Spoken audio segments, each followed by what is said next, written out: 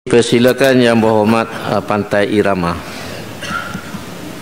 Bismillahirrahmanirrahim. Assalamualaikum warahmatullahi wabarakatuh. Yang Berhormat Datuk Speaker, mohon jawapan kepada soalan saya nombor 13. Bismillahirrahmanirrahim. Assalamualaikum warahmatullahi wabarakatuh. Yang Berhormat Datuk Speaker, terima kasih pada Pantai Irama atas soalan.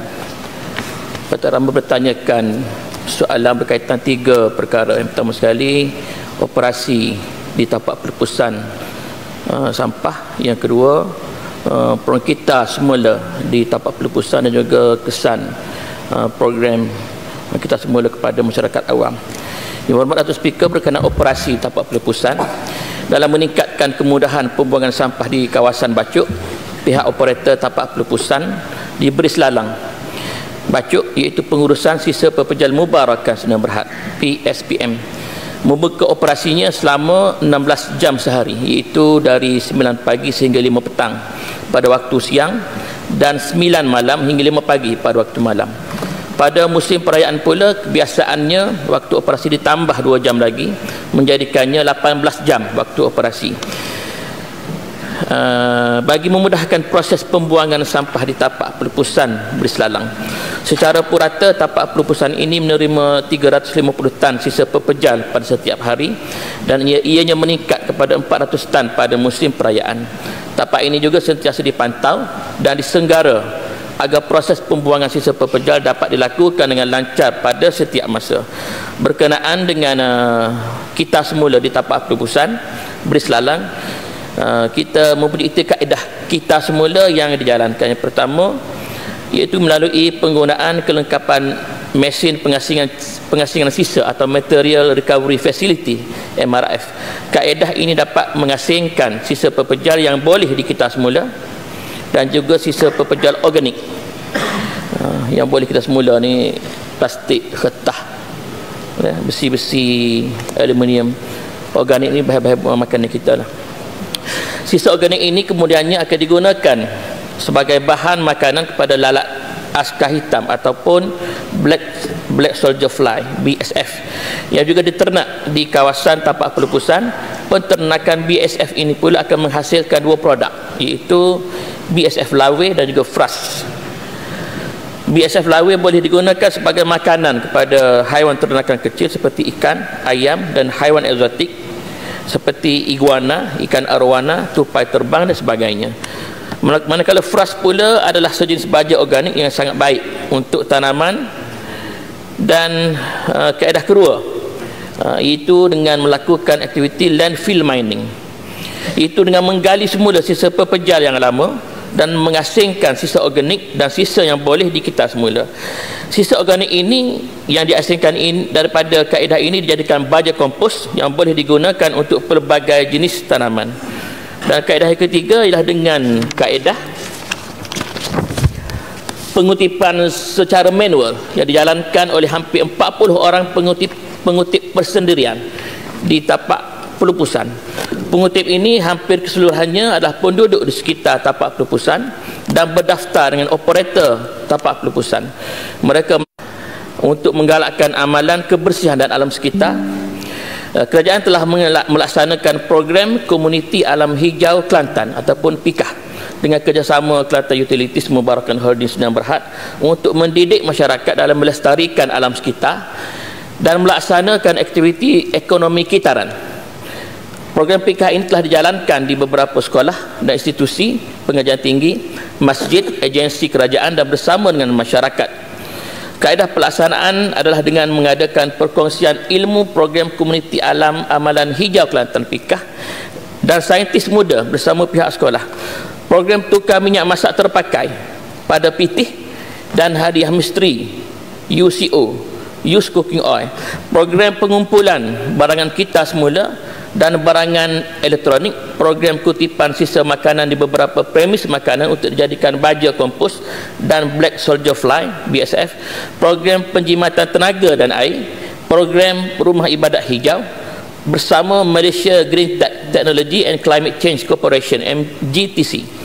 Kerajaan juga sedang melaksanakan program pengumpulan sisa fabrik bagi mengatasi dan mengurangkan pembuangan sisa fabrik ke pusat pelupusan sisa pekerjaan. Dan impak daripada program ini, masyarakat mendapat hasil jualan daripada pengasingan sisa pekerjaan di rumah dan di sekolah. Kerajaan juga telah memberikan token seperti barang keperluan asas, kopi, tepung, sardin, pencuci pinggan dan pelbagai lagi kepada ibu bapa. Dan kepada pelajar diberikan seperti duit raya, alat tulis dan makanan sebagai galakan masyarakat mengasingkan sisa pekerjaan tersebut, di mana usaha kerajaan ini telah menunjukkan peningkatan penyertaan daripada 11 buah sekolah pada tahun 2022 kepada 30 buah sekolah bagi melaksanakan program pada tahun ini. Dan kerajaan juga telah dapat mengurangkan buangan sisa pekerja ke tapak pelupusan dengan hasil kutipan barangan sisa yang berjaya dikutip dan dijual semula. Manakala program tukar minyak masak terpakai UCO kepada PT juga dapat mengurangkan masalah longkan daripada tersumbat dan pencemaran alam sekitar. Kerajaan sangat komited mendidik masyarakat untuk menjaga kebersihan dan alam sekitar dengan meneruskan program PIKAH ini pada tahun harapan dengan pelbagai aktiviti dan program. Dan saya mohon direkodkan ucapan tahniah kepada Kelantan Utilis Mubarakah Sedang Berhad di atas anugerah penarafan bintang sisa pekerja komersial perindustrian keinstitusian Star C2 2023 kategori inisiatif bersama amalan hijau telah saya bentangkan tadi sempena Hari Kita Semula Kebangsaan HKSK 2023 yang disampaikan oleh Berhormat Timbalan Menteri Pembangunan Kerja Tempatan Malaysia bertempat di Dewan di Seri Endun Putrajaya pada minggu lepas. Saja, terima kasih. Sila Pantai Irama. Hormat Datuk Speaker, terima kasih di atas jawapan dari pihak kerajaan. Syabas dan juga tahniah kepada pihak kerajaan dan usaha yang sungguh-sungguh dalam membina imej Kelantan, imej dan juga beberapa program yang telah diusahakan. Dan juga saya ucap tahniah syabas kepada pengurusi tanpa penggal lepas yang saya rasa telah menggerakkan satu usaha jadikan Kelantan bersih. Dan soalan sayanya ada dalam usaha mengekalkan kebersihan dan keceriaan terutamanya kawasan-kawasan awam dan kawasan-kawasan pelancongan. Adakah kerajaan bercadang untuk atau kaedah penguatkuasaan undang-undang dan usaha menangani masalah atau memastikan kekal kebersihan? Terima kasih.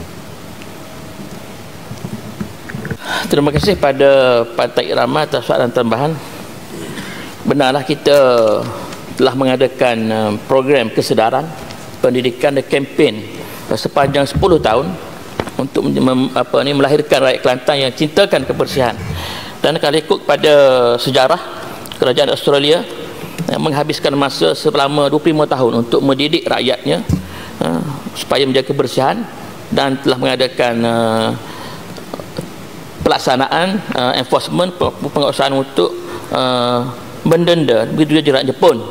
Jepun telah mengambil masa 45 tahun pendidikan dan pada tahun 70 mula melaksanakan penguatkuasaan kepada rakyat. Dan juga Singapura kalau kita tahu Singapura mengenakan denda 100 $100 bagi setiap pesalah yang membuang sampah dalam Singapura, dan selagi kita tak bayar compound tak boleh keluar daripada Singapura, lekat di pasport. Dan kita ke arah fasa seterusnya, insya-Allah tahun depan kita akan memulakan fasa enforcement penguatkuasaan. Bukan hanya kepada mereka yang membuang sampah di kawasan terutama di kawasan awam, kita akan menggandakan compound kepada pemandu kenderaan yang masih lagi meletakkan sampah atas bonet kereta, dan juga para pemilik premis yang mana gagal mematuhi jadual pembuangan sampah. Kita telah bawarkan di peringkat PBT jadual tertentu untuk tempoh membuang sampah, iaitu daripada pukul 6 petang sehingga 8 pagi.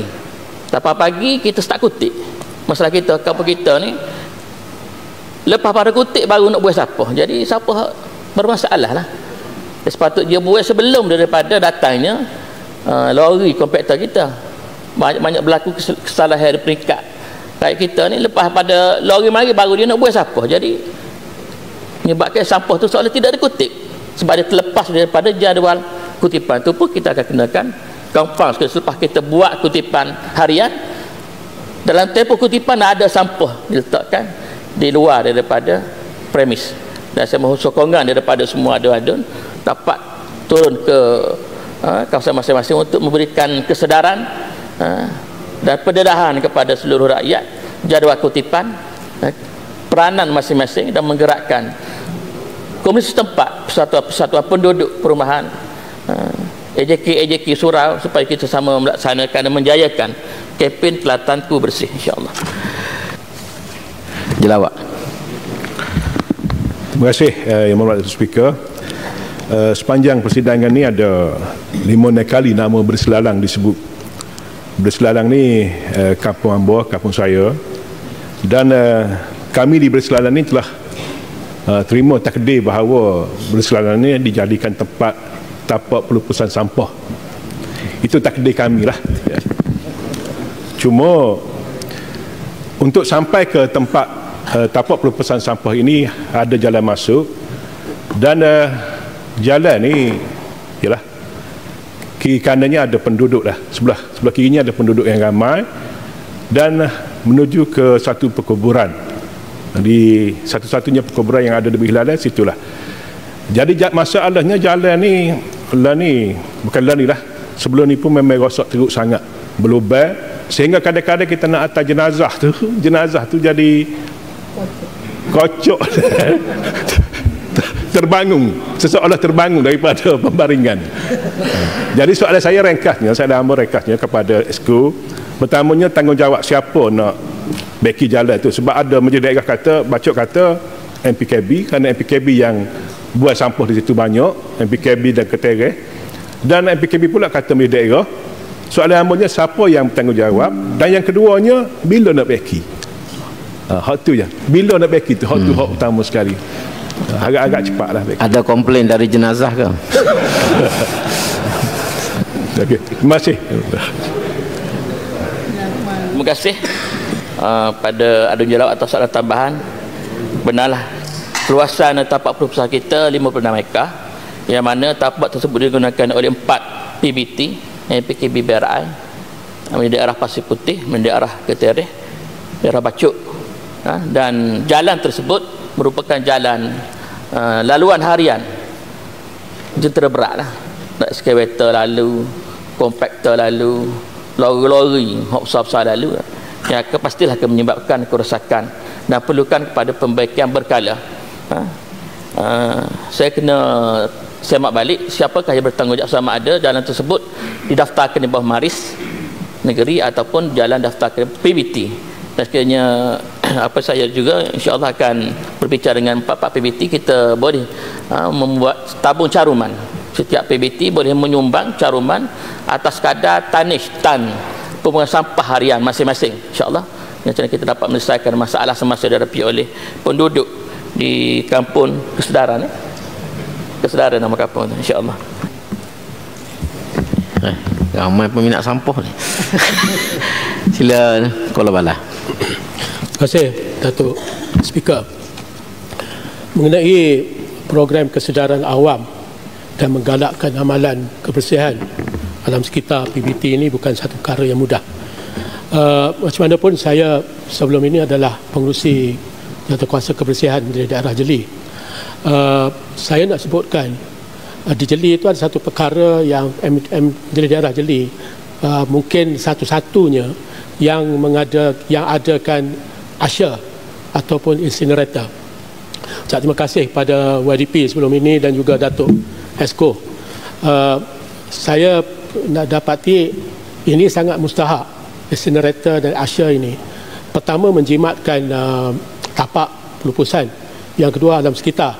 Soalan saya ialah, adakah pihak kerajaan atau PT ingin mengkaji cost efektif dengan izin incinerator itu ataupun Asya itu, dari segi kos, dari segi operation dan sebagainya, dan jika ianya mempunyai kos efektif, adakah perkara sedemikian boleh juga dilaksanakan di majlis-majlis daerah lain. Terima kasih. Terima kasih pada Kora Balah. Ini merupakan salah sebuah daerah yang paling bahagia di Malaysia berkaitan dengan penggunaan kaedah kita melupuskan sampah. Jadi pihak Malaysia Daerah Jeli telah meneroka satu kaedah baru, itu Asia, itu pembakar lah. Asia kecil lah, ya. Dan harga dia agak murah, cumanya satu Asia hanya boleh membakar 50 tan saja sehari, cukup sekadar untuk satu kampung ataupun perumahan. Sedangkan kalau kita nak guna Asia di Kota Baru tak sesuai lah, sebab tan ni saja di Kota Baru hampir 200 tan satu hari. Kita perlukan banyak Asia. Nah, kita boleh mengkaji selepas inilah. Dan incinerator, untuk membeli satu incinerator kos agak tinggi, dan untuk operator menggunakan incinerator, minimum sampah yang diperlukan ialah 600 tan sehari. Dan hasil kutipan kita, saya beritahu tadi, di Beri Selalang, pusat perusahaan yang paling besar, hanya di musim perayaan 400 tan satu hari. Kalau hari biasa 350 tan. Jadi kalau kita buat incinerator, tak ada panas hingga habis apa. Jadi rugilah lah. Incinerator ni kita prosesnya bakar-bakar tu, keluar, boleh buat bukan baja. Incinerator ni tu biar habuk-habuk, boleh buat batu jokong, bagai-bagai ni lah. Ialah kita masih lagi mengamalkan kaedah sanitary landfill mine, sebagaimana di di Beri Selalang ni kita akan buat di Tumpak Tanah Merah. Kita akan kemungkinan kita buat di Buah Musang untuk menyelesaikan masalah tapak-tapak pelupusan. Terima kasih.